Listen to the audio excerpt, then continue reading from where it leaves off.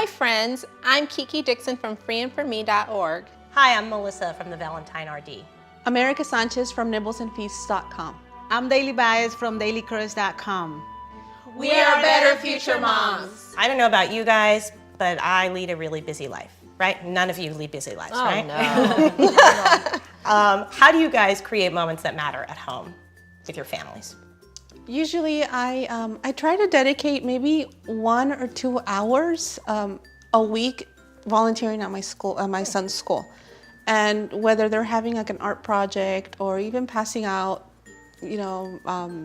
lunches, or just being there, seeing how he's interacting, who his friends are, and just him seeing me there, because I know he's gonna remember that mom was there, and that I know he's gonna remember that. Kids love Yeah. when they see their moms at school. Sometimes it can be a distraction, but sometimes it's the idea that helps them. And I know you have a 6-year-old, right? Yeah. So it helps them kind of transition to being unless your kid was not in preschool, being at school and being able to separate a little. Yeah. I was assigned as one of the parents to be a nutrition docent, and one of those times I went and they talked to us. They wanted me to talk to them about the My Plate, and of course they're 6-year-olds, and you have to tell them the difference of the sometimes foods and the always foods. Oh. So yeah, that was great, talking to them about protein, and of course we mentioned milk, how it contains the 9 essential nutrients and how good they are for you.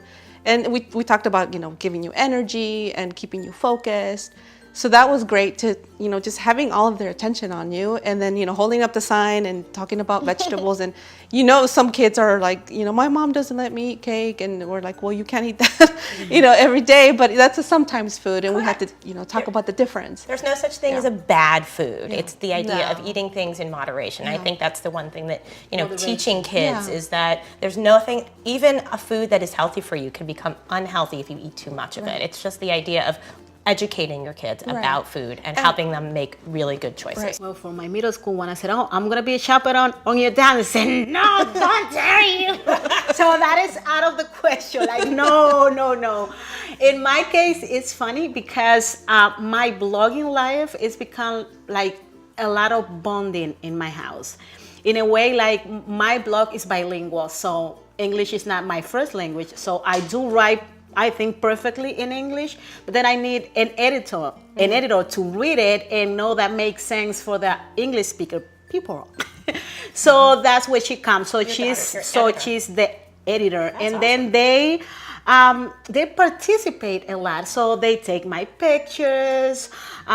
We sample products together. So my niche is a lot of hair and they have a lot of hair. We are combining it very well. We got on trips that are for bloggings, and it is great. I mean, I do tutorial with them. They paint my nails. The older one are doing my makeup sometimes. So we are bonding a lot and we talk a lot. So that is what I do at home, and it's working almost perfect. For me, like everyone else, I do volunteer with my son's school, although I said I have a 20-year-old, so I feel like I've been volunteering for the past 20 years.